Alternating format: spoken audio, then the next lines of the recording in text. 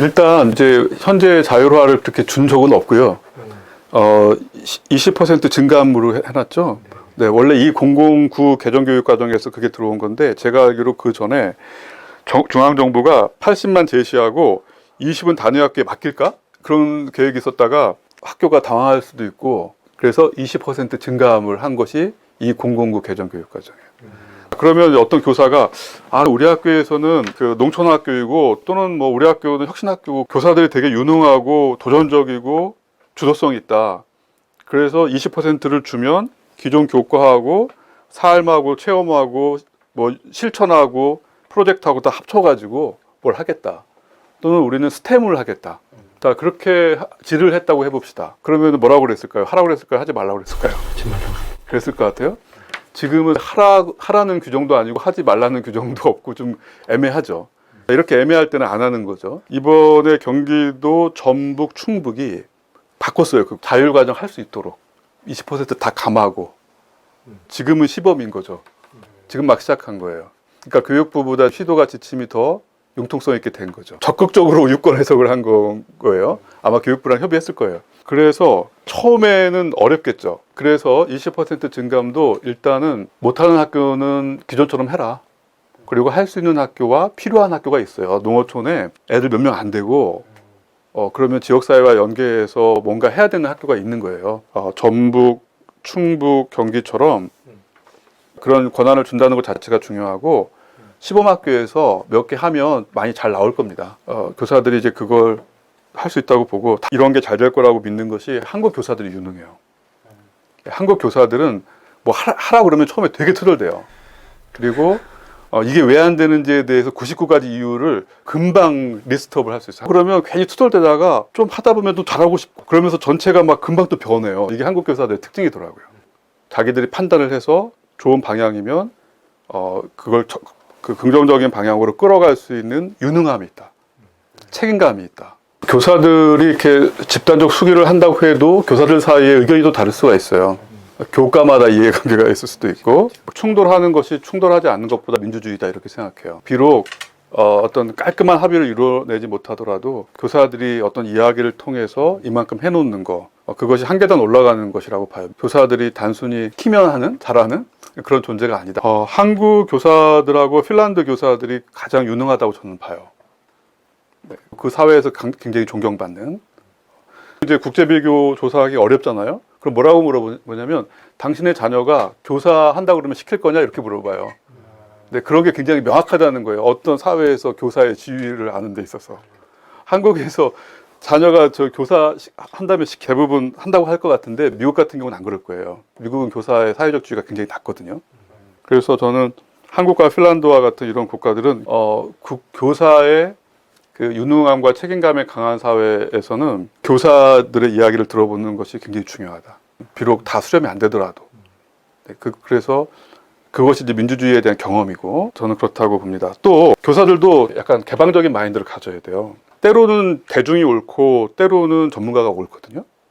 지난번에 공공의대라든지 이런 거 논란이 벌어졌을 때 사실 의사 수가 몇 명이어야 되는가를 정하는 것은 변호사 수를 포함해서 국민이어야 돼요. 왜냐면은 의료의 질이 국민의 삶에 너무 밀접하기 때문에. 물론 이제 의사들의 얘기도 경청해 봐야 되겠죠. 전문가니까 제일 잘 알겠죠. 그렇기 때문에 때로는 대중의 이야기를 들을 필요가 있다. 변호사 수가 많아지니까 뭐 힘든 변호사도 있기도 하겠습니다만 일단 법률 서비스가 더 좋아지는 거 아니에요. 그런 것처럼 이제 어떤 것은 국민들은 원하는데 교사들한테는 조금 싫은 게 있을 수가 있어요. 네, 그런데 타협은 하긴 해야 돼요. 왜냐하면 교사들이 싫다고 그러면 너는 왜 싫어하냐. 그래서 싫다고 하는 사람이 싫지 않다고 얘기할 수밖에 없는 상황을 만들어줘야죠. 조건을. 때로는 국민이 옳고 때로는 전문가가 옳다. 그런 게 문제예요. 뭔가 하면 전체 의견 조사를 하면 그렇지 않은데 언론이 대표하는 상당히 많은 그 계층이 중산층이에요. 지난번에 정시 논쟁에서도. 네. 그러니까 불평등한 거죠. 언론에 대표되는 것이. 네. 그렇기 때문에 언론에 의해서 가공된 국민 여론보다는 전문가의 이야기가 옳다. 그래서 저는 대체로 교사의 말을 들어야 된다고 생각하지만 때로 교사들도 국민들의 말에 귀를 열어야 된다. 그렇게 생각합니다. 저는 적어도 변화는 한 10년 주기로 봐야 된다고 생각해요. 안 변한 것 같은데 우리의 기대가 좀 높다 보니까 그래요. 아까도 말씀드렸듯이 체벌금지라든지 무상급식이 갖고 있는 어떤 보편 복지에 대한 상을 얘기하는 거예요. 존중. 네. 그 다음에 이제 삶과 관련된 복지, 먹는 문제라든지. 학생부가 이제 이번에 정시가 조금 는다고 그래서 늘어도 엄청 는 건 또 아니에요. 약간만 늘어도 현장에 미치는 영향이 크다 보니까. 그런데 또 어떻게 생각해 보면 학생부가 그동안 공교육 정상화에 기여한 측면도 굉장히 크거든요. 사실. 그것도 좀 볼 필요가 있어요. 그러니까 이제 앞으로만 막 가다 보니까 더 가야 되는데 너무 저항이 힘든 거죠. 그렇지만 여기까지 온 것도 얼마나 큰 발전이냐. 예를 들어서 대학 입시 논쟁이 있었던 2018년도하고 그 전에 1998년도 대입정책 변화나 이제 그때 신문 사설 한번 봐보세요. 그때는 수능을 9등급제 한다는 것에 대한 반대도 굉장히 강했어요. 어떻게 100명인데 1등부터 4등까지 같은 점수를 주냐. 예를 들어서 100명이니까 1등부터 40등까지 이게 모집단에 따라서 뭐 10,000명도 될 수 있고 30,000명도 될 수 있고 24,000명도 될 수 있고 그런 거잖아요. 그러면 1등부터 어떻게 20,000등까지 같은 점수를 받냐. 그것에 대한 반대가 얼마나 강했는지 깜짝 놀라요. 그때를 연구를 해보면. 그러니까 9등급제라고 하는 것도 지금 너무 잘못된 건데 24,000등을 뭐 9등급으로 뭐 하나로 뭐 이렇게 한 것에 대해서도 그 당시에 저항이 심했다. 그러니까 어떤 교육의 혁신과 변화는 그렇게 한 달이나 2달 사이에는 체감할 수가 없고요.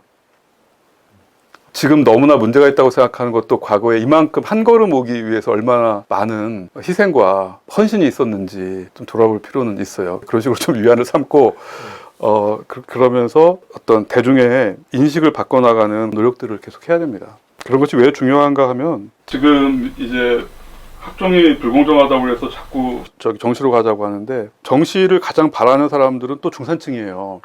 왜냐하면은 재수를 할 수가 있어야 되고 잘 사는 지역에서 내신이 불리하고 또 자사고 특목고와 같은 데에서 내신이 불리하잖아요. 그러니까 내신이 불리한 사람들이 사실은 계속 그 정시를 요구를 하는데 이게 너무 그 격차가 커지잖아요. 문제를 해소하기 위해서는 그러면은 저소득계층이나 공교육 정상화에 조금 더 도움이 되는 전형으로 가자. 그러면 언론이 또 반대하는 거예요. 그러면 또 사람들이 분노를 해요. 저 계층 사다리가 부러졌다. 개천에서 용 안 난다. 분노를 해요. 그러면 이 분노를 그러면 어떻게 대응해야 되냐? 저소득층이 선호하는 대학에 더 들어올 수 있도록 해야죠. 그러면 대학에 교육부가 더 많은 지원금을 주면 되죠.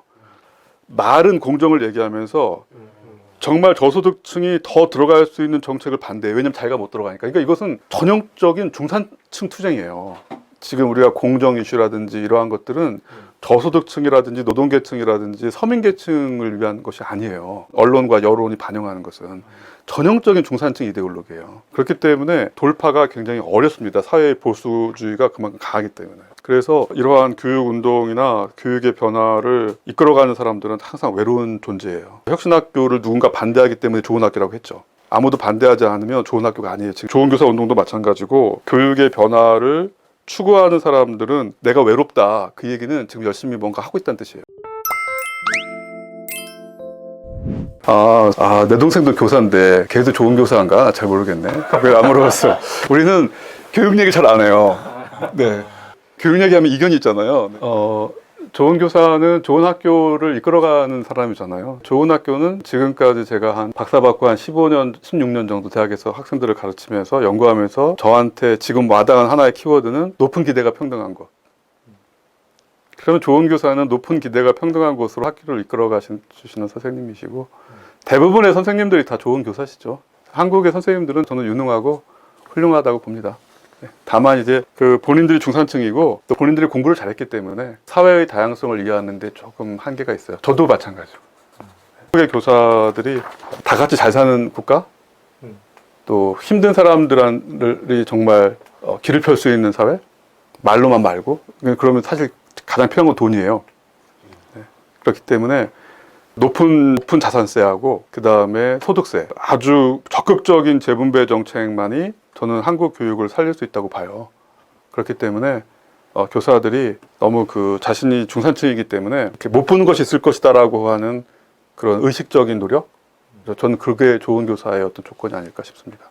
제가 뭐 이렇게 얘기를 했지만 저도 그렇게 잘 살 수 있는 아는 건 아니에요. 네, 그러니까 우리가 다 부족하지만 교육이 이제 규범적인 것이다 보니까 이렇게 하자. 저는 그렇게 얘기하는 것 뿐이고 저 스스로도 그렇게 좋은 교수는 아닙니다. 저도 좋은 교수는 아니기 때문에 그냥